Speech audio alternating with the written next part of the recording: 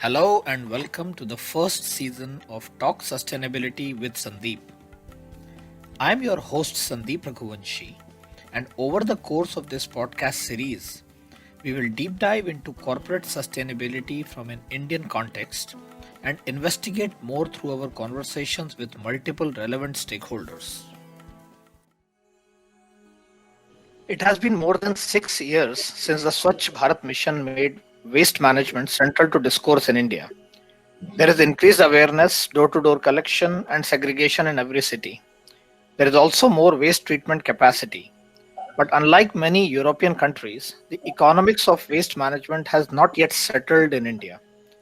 To understand the primary challenges and what remains unsettled in waste management infrastructure, today we have Vilma Rodriguez, founder and CEO of Sahas Zero Waste, a company which offers integrated waste management services to large corporate campuses, apartment complexes, and institutions.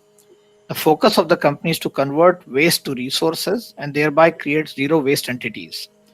Vilma, thank you for joining us.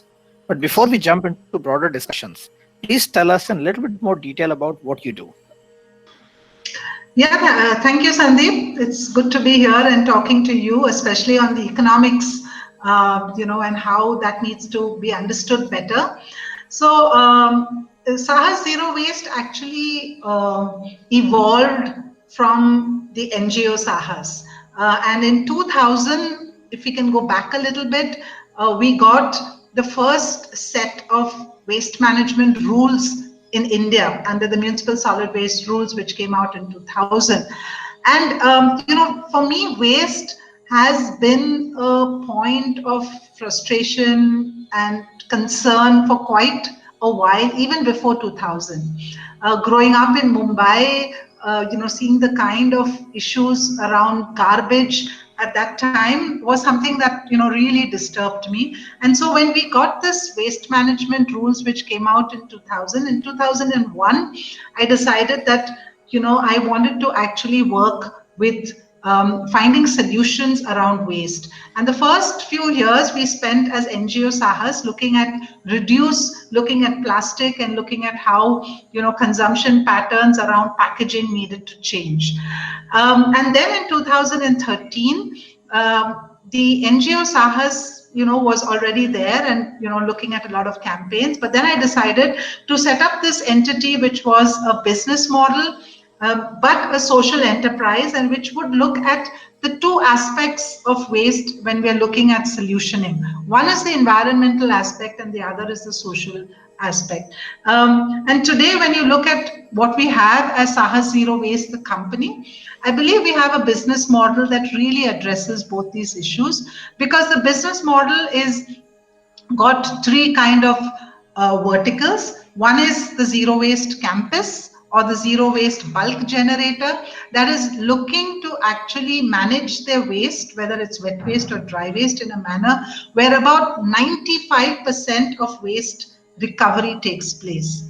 And again, here the business model is that we offer bulk generators, we offer tech parks and large apartment complexes and residences the option of working with us so that there is complete compliance both to the environment and to the municipal solid waste rules, as well as to the social or the livelihood or the labor laws.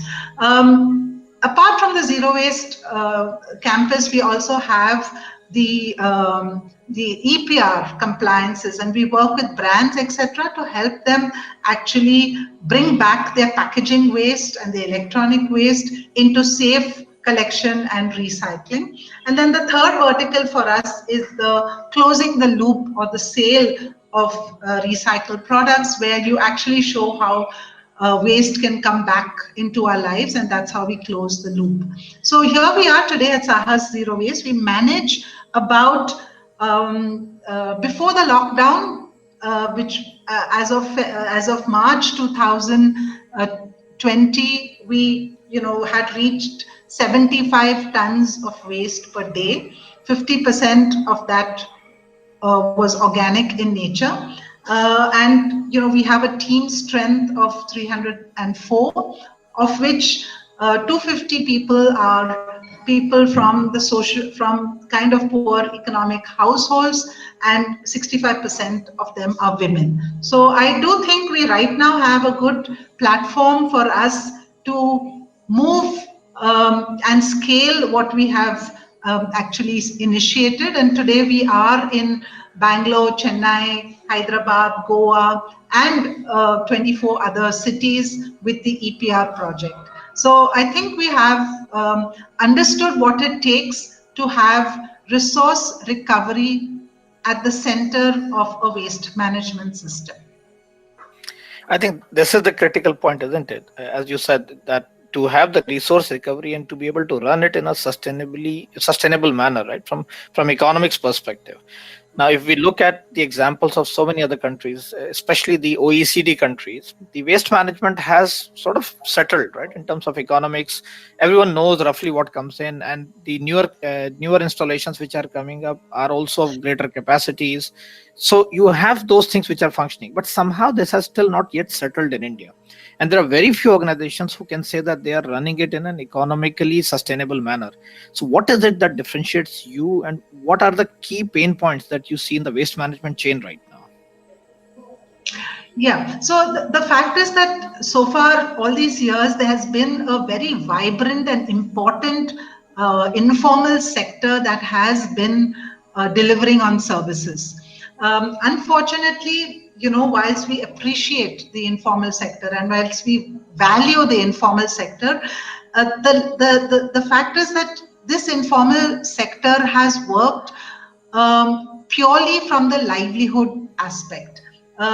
Environment has been there, and environment and understanding has been there, but it has been difficult for them to comply with regulations simply because when they work on their own and they work to deliver services which are purely collection, retrieval to the point of cherry picking of materials which have better value and discarding the rest. So because of this system that has been there for so long, and we definitely need to reverse that system now. But the biggest challenge now is to get the waste generators to kind of move into understanding the whole value chain and the whole system that should exist with waste management. And when we say waste management, we have to understand the difference between disposal and waste management. Look at our rules. The rules say that no organic waste and no recyclable waste should go to a landfill. That means we need to have a good system for collection, segregation, first at source, then collection, aggregation, and then a destination for all your different waste streams. That is there in the rules. But what we have playing out every day in our cities and our towns is just a disposal system. You collect, you put it together in some vehicle and you take it to a point and you dispose at an end destination, which could be a landfill, which could be a dump site. In India, it's more dump sites than landfills. There is no potential for resource recovery, taking into mind people's health, taking into mind the rest of the neighborhood that lives around there. That is our fundamental problem, and we have to ask, why are we continuing with disposal when the rules are saying something different? So let's, if you just walk through this value chain of the waste, right? As you said, the segregation at the source, the collection, the movement of that, the aggregation, and then the treatment of it. Now, with all these rules and regulations and greater awareness which is out there, when you look at the bulk generators in the cities where you operate, what are the key things that come to your attention in terms of the practices or the shortcomings that are there, and from the mix that you get and the assistance that you can get from what they do at the source, because that is where the maximum value can be added in this whole process. So what is it that you see that which is being, things which are being done right and the things which still are falling short of where they should be? Yeah, so we're lucky that now there is a recognition that generators of waste are bulk, and these are the bulk waste generators. So there is a recognition for this 40% of a city's waste that is generated by bulk generators. And we know that these bulk generators could be office campuses, tech parks, residences, anybody in Bangalore we have identified. I mean, every city has its own definition of bulk generators, but by and large, it is 100 kgs of waste generated per day. That entity becomes a bulk generator. And now this bulk generator is supposed to take responsibility for all the waste coming out of its, campus or residence, etc. The issue is that there is a poor understanding from the bulk generator as to what he is expected to do. He continues to believe that disposal is what he wants, and disposal he has to get at the least possible price. So he's not asking what happens to my waste after that. He's not taking responsibility for his waste after that. Also, we are seeing that, and if I can, narrow into the large corporate campuses, because I believe that is where significant amount of change can take place. And we see today corporate campuses outsourcing their entire management, property management, to large companies, etc., to manage landscaping, to manage the cleaning exercises. But when it comes to waste, the scope of work of these property management companies is more disposal. So the budgets that are allocated for this is only for disposal. So we find it very, unfortunate that questions are not asked on management. Questions continue to be, or rather the focus continues to be disposal. It's strange, but when you see in our interaction with a lot of these campuses, we find it difficult to get them to understand a service fee, to get them to understand that for collection, aggregation, and an end destination management, you need to have an appropriate team. That team needs to be paid. Minimum wages is now something that everyone should be able to understand. These are the fundamental issues that we face when we have to acquire a customer. And imagine today, even in today's situation, customers, a turnaround cycle is minimum 6 months, 8 months, 1 year, 2 years. These are the kind of long cycles that our business development team has to live with. A lot of indifference. We see also the fact that sustainability as a function in organizations is very weak. The people who we deal with as sustainable professionals are very often not decision makers. So the decision maker is the person who doesn't have who doesn't want to give a budget for the right waste management system. I think that is where we are falling short. So, as I understand, right, we are talking about lack of ownership of the waste that goes out, and we are, from a lot of companies, we are looking at kind of technical definition of reaching the zero waste. That doesn't necessarily tell what should be done with that waste in terms of resources and all.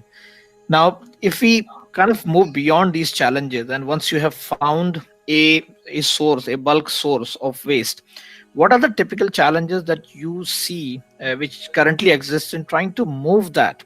And would the segregation that you will be able to get, let's say from a bulk generator, would you be able to have sanctity of that segregation as it goes down the value chain then? Yeah, so Sandeep, that's why it's important, and we are fortunate that when we get a customer, after all that effort that I explained to you earlier, this customer now is aligned with resource recovery. So this customer is therefore asking us to report back to him, all the various different stages in that resource recovery, and that's part of the reporting requirement also of this company. So it's, for us, therefore, it's very important, and we get a good buy-in from the customer to enforce segregation at source, and that always becomes for us our first engagement with the customer and with everybody who is part of that system generating waste. So we do a lot of intensive work to make sure there are bins in place, bins at the right places, the twin bin system, which is wet and dry separately, the signages on the bins, the posters, the communication. So all that is part of ensuring that you get segregated waste. And it is not difficult. Once you have that system in place, it is not difficult to get fairly good segregated waste. But of course, say in a tech park where you have 60,000 people working, obviously you will not have 100% compliance. So you'd need that backup system. And that's why, these tech parks, etc., whom we work with, our customers always have a waste management unit, which is well ventilated, aerated, good infrastructure for us to do our secondary sorting and cleanup that takes place on the campus itself. And that again is where we have our field team who is making sure that there is a certain level of cleaning up of the waste that takes place. In the case of organic waste, then straight away we work with composting on the campus, and some amount of waste then goes off-site, either to a biogas facility or to another composting facility. So I'm saying it needs to move through these stages up to an end destination, and it needs to be tracked, and that's what we do. We track the waste as it reaches its end destination. And you can't just do it with the field team. I mean, the field team is definitely the backbone of the whole system, but you do need monitoring. You do need other professionals who will, also make sure supervisors understand day-to-day operations. So we have a operations head, and that operations head has down the line project managers who then work with supervisors, and the supervisors work with the field team.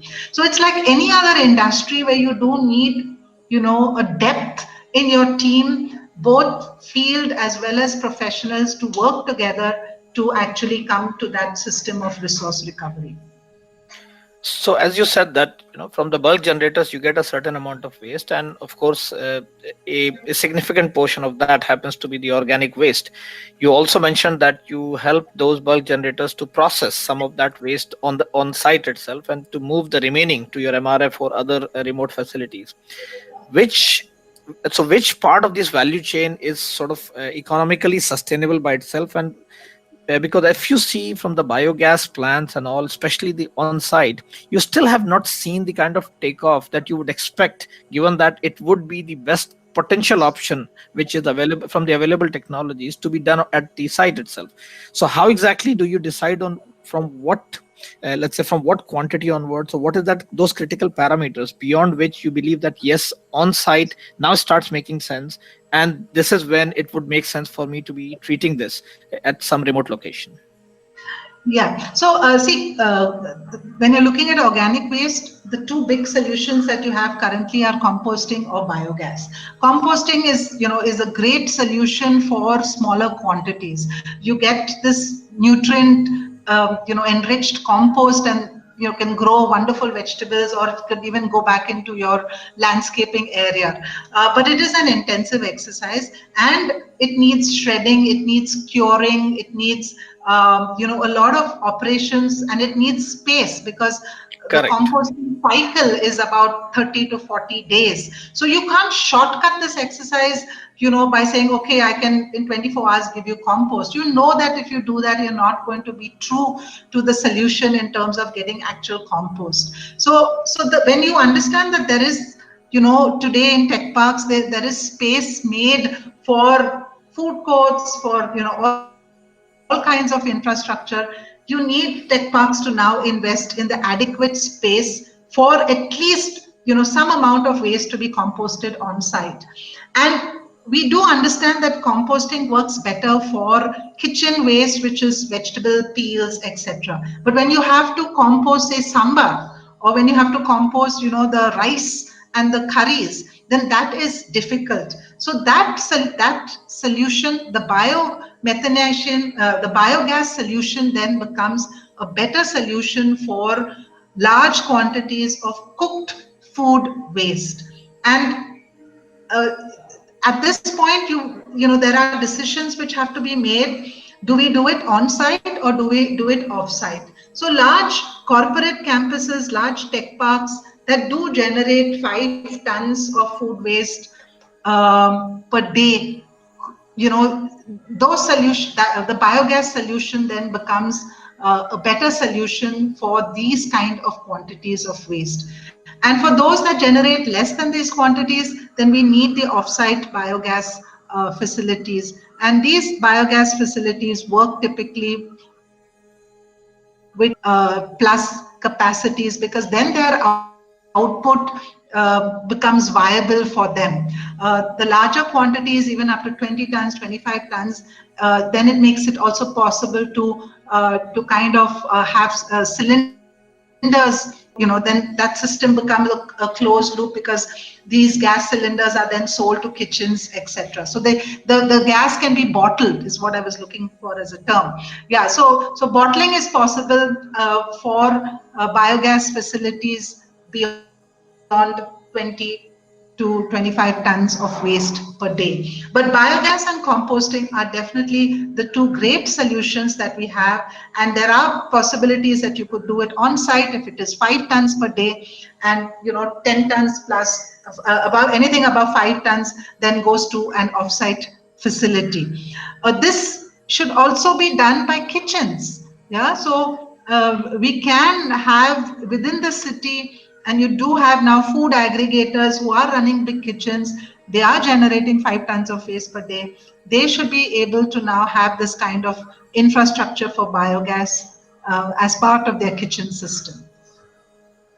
So, and apart from the organic, so you probably bring the non-organic waste to your material recovery facilities. If you could just walk us through a little bit more about what kind of waste do you find, let's say, make much more meaningful economic sense for you to do that, and what are the challenges do you face in that? Yeah, so then the rest of the waste, which is paper, plastic, metal, glass, has to go to to an aggregation point, and that aggregation point today is called a material recovery facility, because now all of this waste, which is paper, plastic, metal, glass, needs to have a secondary or a further sorting system up to about 18 to 20 different categories, and each of that category then becomes a raw material to a recycling industry. So it's also important in recycling that you have the volumes that go to that facility, because you can't send small quantities to a recycling facility. You have to send a truckload of, say, PP as plastic or PET as plastic to a recycling facility. So that's the role of the material recovery facility as an aggregation point. And here it is possible now to do this is where technology can come in to work with the workforce so that the sorting becomes a little less tedious, a little less manual. And so you do have a conveyor system where the waste goes onto the conveyor, and then you have sorting that takes place, and from there you will have aggregation in terms of compacting all of this waste into a bale, and then those bales are loaded onto a truck, and then the truck reaches the recycler. But you can just imagine the kind of operations that are required. Loading, unloading in India is still such a manual operation, and it is tragic really to see the way it takes place. You will have people putting on their backs 70-80 kg bales and loading it onto a truck. So that's where now in our material recovery facilities, automation and kind of removing the problem, when it kind of bringing in the right technology so that manual operations does not have to be a health issue for the workforce. But that's what takes place in our material recovery facility. But I think one of the challenges, right, in trying to replace the manual labor with any sort of automation, also is the cost which is involved, and the labor cost being, let's say, relatively low. A lot of these automated solutions that you would see successfully implemented in many countries, they somehow do not find that economic viability, and unless until your overall economics is able to support that, which has to start all the way from the waste generators and taking a little bit more responsibility of that, of course, and regulation supporting that, it could be a little bit difficult on that, right? What are your views on this?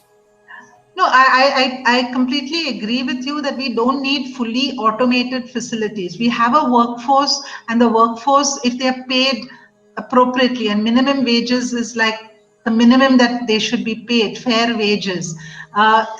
It is completely safe for them to work with segregated waste in a sorting exercise, in a material recovery facility, if they have support in terms of technology to move materials, in technology in terms of a conveyor system, so that the sorting exercise becomes easier. So there has to be this balance between technology and the workforce.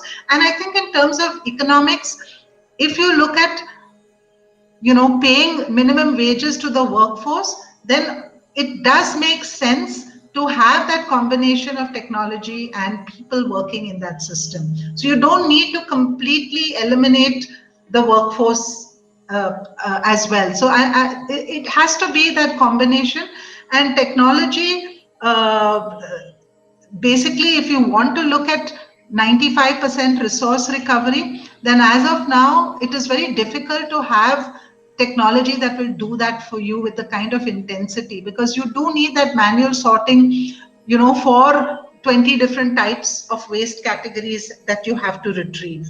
Yeah. So you do have today machine learning systems, blockchain systems, all of that coming and supporting the material recovery facilities to recover. But finally, you do need the workforce, and that's what we're seeing, to actually implement your whole sorting exercises so that there is maximum recovery. So you pinpointed on two specific areas, right, where you see the technology adoption that can happen, and it is not to try to replace and to do any kind of full automation, but primarily to bring assistive technologies to the people, especially in areas of loading, unloading, and the sorting part, so that you can reduce to certain extent the touch element to it, right? Yes, the safety aspect. So we're definitely also aware and conscious about the workforce, working under safe conditions. And I think beyond the safety, there is also a very significant element of the health aspect, right? Because we are dealing with things which do have a significant health implications also. Yes. So now, if we see the value chain wise, right? So of course, the viability in the end would come from the economics to certain extent, which will be available from upstream. But also an important element would be what happens downstream. So what happens to the products that are recovered, or what happens to, let's say, the manure or the energy that is created out of all this waste. If you could help us understand a little bit that how exactly do you see that market evolving, the kind of products that has an economics that makes them sustainable, and what impact do you feel from the current reduction in oil prices that has happened, the energy prices, what impact do you see on the overall products that are being made as the output of this waste management process? Yeah. So now the end destinations are important, and what has happened in the past is that this aspect of waste management has been a little bit ignored. If we come back to the situation of disposal, where waste just gets dumped, and then there is no destination requirement.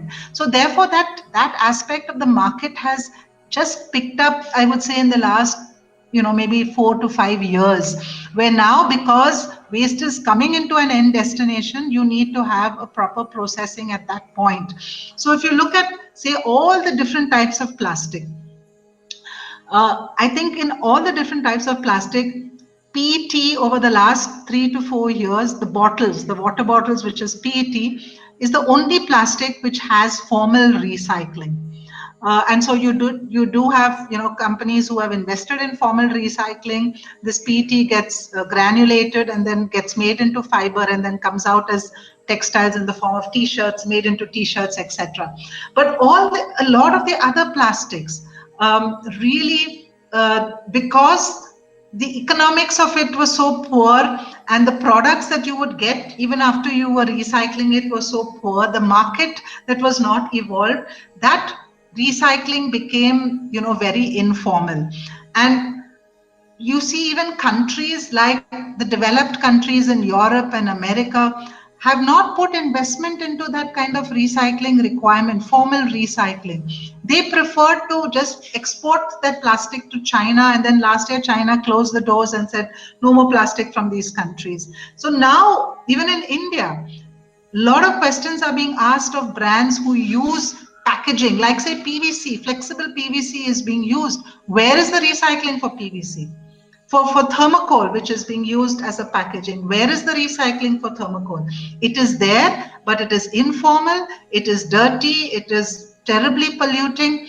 And now, therefore, there is EPR, the Extended Producer Responsibility Regulation under the Plastic Waste Management Rules, which says that companies that are using plastic packaging must take responsibility for their waste. And we as organizations working in the space are therefore asking the brands, please develop your end destinations. It is possible. I mean, if plastic is this wonderful material that, does make packaging easier, then our commitment to sustainability of this packaging, our commitment to sustainable packaging must include formal processing and recycling so that this material now comes back and, is used again. And now we are also defining that use as should come back again into packaging, into the same kind of packaging.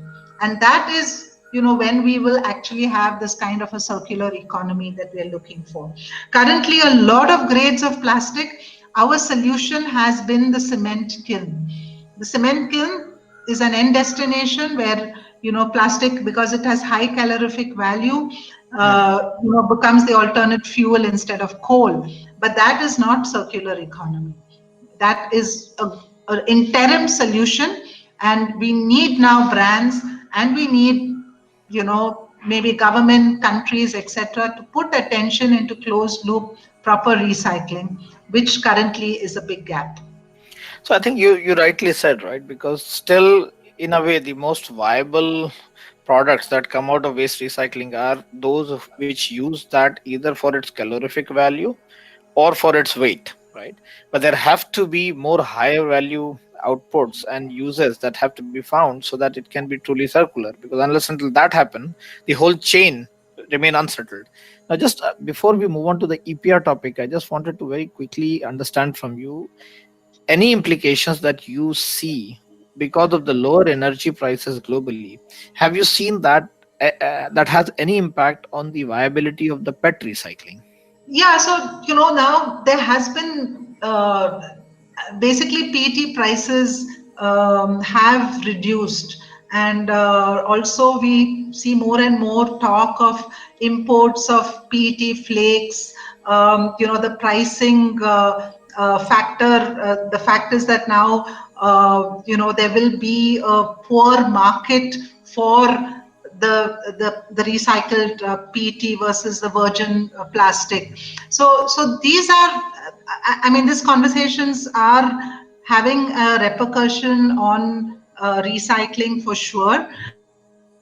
But on the other hand, you do have commitments from the brands to recycling. So I think I hope that commitment is not just an intent, but also moves into really action. I do believe that when the choice comes, then finally brands will have to invest so that the kind of market that they have created for the recycled, not just PET, but for the other plastic grades as well. They have to be part of that engagement to create the market for the products, and they must be able to integrate those products into their packaging, back into their packaging. So they could be the market that they create for this recycled products. I don't see that currently, but it will happen. I think that's a very important point what you're saying, right? Because of the EPR regulations and let's say the commitment that the corporates are making to create a pull for the recycled products, and on the other hand, companies like yourself and let's say the emerging infrastructure is able to create the resources through that, let's say the push, right, where you are able to do the segregations and you are able to provide that feedstock from which something can be made. But of course, there has to be an intermediate industry in between what you provide and what a final product that corporates can consume, which needs to match all the functionalities, because they cannot compromise on functionalities for the sake of using something which is recycled, right? So which are those, let's say, the missing links, primary missing links in Indian context, from what you have right now available, and the kind of pull that is getting created, that you feel should come to make this whole chain more circular? Yeah, I do believe, I think that that pull push factor can come in if there is more attention put into this requirement. Yeah, right now it still remains very peripheral. It's still it's still not. I don't see really CEOs or top management of companies really getting into the nitty-gritty of what will it take now for this packaging of mine for me to be accountable to it. And if they were to put that kind of attention, then you would see that there would be adequate investment put into developing materials where there could be closed loop recycling. So you will have, therefore, packaging going to a recycler giving it back to the manufacturer, and the manufacturer using it again into his product. So you don't really need to take away food packaging, for a minute. What about the other packaging? Why can't that be closed loop? I think that's a very important point. And do you see paper-based? Why can't it be closed loop? So do you see adequate attention being paid by the companies, or do you see at least the beginning of that attention to be paid by the companies on packaging innovation? Because as you rightly said, the food packaging, yes, that's probably the one of the tougher challenges, and it has a lot of other implications also. But there is a lot of other packaging which does not have the same kind of sensitivity that you will have in food packaging. It is a barrier. Probably you do not need a certain level of functionality in that barrier that has to be created. Do you feel encouraged by whatever you see, or do you see that we are very, very early in that step right now from packaging innovation side? Yeah, I think it's not trickling down into the change that we need to see. That change is taking place too. I mean, I've seen these discussions, the same discussions happening for the last 5 years, and we've not really moved. Our packaging has to be shiny. Our packaging has to be attractive to consumers. Recycled material doesn't give you that kind of quality. And so therefore it's perhaps a little bit more expensive. So, these are all the reasons why why packaging is still not closed loop. Yeah, but as we see non-food grade packaging. Yes, and as we see, let's say, more e-commerce, right, and especially because of the recent crisis also, there is a sort of an additional fillip that the e-commerce has got. Now the e-commerce packaging probably has some of those requirements little lower, let's say the aesthetic requirements, but they have other functional requirements which are of very, very different nature. This anyway requires a lot of innovation to be made for this new channel, which is now becoming one of the dominant channels also.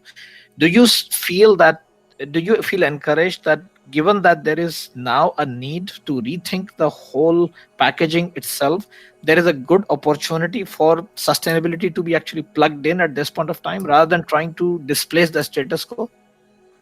Very much. It is fully possible, and we have, infrastructure and capabilities to do it. Where a customer who has purchased any kind of material through the e-commerce platform brings it back, and there is a collection system, and it goes back. It could just go back to the same, source from where it was packaged, to the warehouse of the e-commerce company. It is possible, but it is perhaps cheaper and more convenient for that e-commerce company to use the same linear system than the closed loop, than the circular system. So that has to be answered. Why are we not doing it? And we've talked to n number of e-commerce companies to do it. Why is it not happening? What is so difficult? Let them tell us what their issue is beyond the fact that there is a process and a system which is different from the linear system. A change needs to be made, and that change is possible if there's a decision made by a decision maker in that company. And one of the enablers for that, let's say the enablers and drivers for that change process is EPR regulation. Now, you mentioned that you are currently active in several cities to assist companies for their EPR compliance. Could you just share very quickly, let's say, the kind of scenarios where this has worked very well for you, and the areas where you find that still a lot of challenges remain? Yeah, so we've had good experiences. It's early days still for EPR, and we've seen, a lot of companies, put attention onto EPR. But I think the focus currently of EPR, even after 3-4 years now, is more on meeting their targets in terms of volumes. There is regulatory body, the Central Pollution Control Board, that is a little bit, been forceful in terms of people or brands reporting on volumes. Now it's also important for brands to report back, or even for the regulatory bodies to look at the quality of that EPR take back systems. So what kind of due diligence, what kind of reverse supply chains are we building? What kind of compliance on labor, and how can we improve infrastructure? How can we move the informal sector, who is a big part of the EPR, into better collection systems? So that challenge continues to remain, and that is what I would like to see now happen in the next couple of years as the next phase for EPR. So that is on the reverse logistics system, the actual collection aggregation, which needs to improve. And the second part of it is, of course, the end destination. So where are our end destinations for a good number of plastic grades? PET, HDP, LDP, perhaps we have better solutions. But there are so many other grades of plastic which then, need not be in our system. And I mentioned PVC flexibles, PS, PP, all of these are problem plastics. So do we want them in the system, or do we want to invest in recycling of this? And when is that going to happen? And also paper. I mean, paper could be is looked at as a great packaging and a good alternative to plastic. But where are we with good collection systems for paper? Is that formal? Is that completely? Is there a good due diligence for that system? There's no EPR at all for paper. Why not? There's no EPR for glass. Why not? There's no EPR for a lot of other of the packaging materials, even metal, which should now be accountable under EPR. So EPR is a good first step, but a lot of work needs to be done, and brands need to embrace it. So instead of feeling it as a burden, and today I see a lot of conversations with companies believing that this is an added burden on them, and this is not their core work in that sense. And partly also it comes because of the challenges regarding the collection infrastructure, right? Because in the end, the companies are in business of doing the business whatever they are into, and to take certain burdens of what a municipality's job should be probably comes as a barrier, and probably the source of that particular feeling. But if you were to give, let's say before we close, if you were to give one item that someone in a corporate sustainability department could do this year, for example, so that one thing would be that you believe will make the maximum amount of difference? It's difficult to say one thing, but if you're looking at it from EPR, I would say that that sustainability head must put in place in his process a system for complete due diligence on the collection. So let them have a process to make sure that, okay, you have an end destination, and now can I clean up my supply chain and have an ethical supply chain so that every touch point is also in compliance with environmental and labor laws.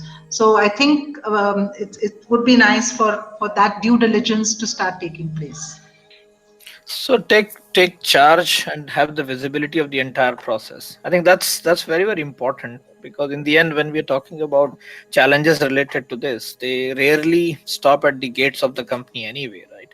So there are so many different entities which are involved, and it's only if things are done in a collective manner with the right kind of partners who bring in the right capabilities for them to be able to solve this, then only this problem can be solved collectively. And that's what, in a sense, what sustainability is all about anyway, right? Yes. Thank you very much, Vilma, for this conversation. Any other message that you want to leave before we end? Yeah, also would like to flag off the manufacturing waste that comes out of the food industry. I mean, it could be pre-consumer waste, and that also needs to come into a proper management system. So currently, there's a lot of and these are all, again, big brands. These are big food manufacturing companies, and I would believe that they should also put in place systems to make sure that because these are large quantities of materials. So post-consumer, I think we've spent a lot of time discussing the post-consumer waste, but likewise, we need to also understand what's happening to pre-consumer waste in factories, and how do they put in place systems so that that waste is also addressed. So if we look at the pre-consumer waste, especially from the food industries, which is a very, very large portion of the food waste that comes out, in the country, and that's pretty significant portion of the food waste in the overall value chain of the food also. What are the key issues that you see over there, especially from the packaged food industries? Yeah, so there is a significant quantities of this waste which right now nobody knows what's happening to it. So say a person, a company manufacturing, say, idli batter in Bangalore. What happens to the waste? Sometimes there could be a little bit of a surplus, and there is extra production that has happened which has not gone out. There is no visibility of what's happening to it. Do they have a biogas plant? I mean, there is a biogas potential.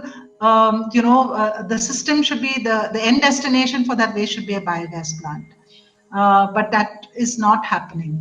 So and likewise for other packaged food, which is end of day, a lot of quantities. It could be even waste which is coming out back from the retail, unsold goods going back into going back to the brand, and the brand not knowing what to do with it, and not wanting to put a system which is in line with the law. But over here, I mean, in fact, one of the challenges that some of the brands may argue, and I would like to get your views on that, is that for them, let's say if there is a packaged good with their labels and everything, there is a potential risk of leakage where it might sort of come back into the consumer markets, and that could create several issues for the brands. How valid do you think that concern is, and what would be your answer to that? I think they should just have a good monitoring, whoever they engage as a service provider, a formal player, a service provider. They can put in place a team for their random checks and due diligences. I mean, like you do quality checks for everything else, you put a quality check mechanism in place to make sure that when there is the reverse system that is taking place, there is a monitoring that is taking place. So it should also be in the choice of whom you choose to partner with for the safe management and disposal of this waste. And you're right about that, because in fact traceability and transparency, these systems exist with the company, so there is no real reason for them to say that why they should not be able to deploy the same thing in the post cycles also. But a lot of such foods currently make way into animal feed, right? But given that this food has gone through a certain level of processing across the value chain, and it is a combination of various nutrients and complex carbohydrates and so many other things which could potentially be extracted through certain processes to create ingredients which could be much higher value. Where do you see the current processing industry or the treatment industry for that is right now? Yeah, it's happening a lot informally currently, where you do have piggeries and these kind of pig farms that consume then the waste food from offices and tech parks. So that is happening informally. It's a piggery is not there as an option in the waste management rules, municipal solid waste rules 2016. One has to see why that is not included, and if it is not included, then it should not be a solution for any at this point of time. And I think the gap that we're seeing is that if you track and you see when your food waste is being generated over breakfast, lunch, and dinner, and when that food actually reaches the beneficiary in terms of the animals, you see that there is like a 24-hour cycle sometimes, and there is no cold chain for storage on either sides. There is no heating provisions made for the animals before they get that food. So there's a lot of bacterial contamination, which should be a source of concern, because we've seen these problems creep up in the form of diseases that can come up. So it's so there has to be accountability from whoever is generating the food, even if it is a kitchen or a restaurant or a tech park. So all of us are equally responsible when we generate this kind of food waste. So even if it goes to the animal feed, as you rightly said, because in the end it will come back into the human chain, and the risk of contamination doesn't necessarily go away. So no matter what is done with the end waste, it is very important that the companies take more responsibility for that. Now with the regulations coming in, and even though there are certain gaps and certain things which are still in making, right, but the red lines continue to be drawn. And these, if a company has to be future proof, you may not necessarily have that as a pain point today, and you may see, let's say, the economics of the waste disposal just by comparing with someone who will take it and dump it somewhere, to someone who is in fact going to do some processing out of it to make sure that it is part of the circular economy. Even though that may not be the case today, but this is not a scenario that is going to exist in the future, right? So for any future proofing for all organizations, this is one area they definitely have to be thinking very seriously about. Yes. So thank you very much, Vilma, for your time today. And I think it was very interesting. I personally learned a lot in this whole process, and I'm sure that whoever has been listening to this also will have a lot of takeaways from this. Thank you again. Thank you, Sandeep. Thank you.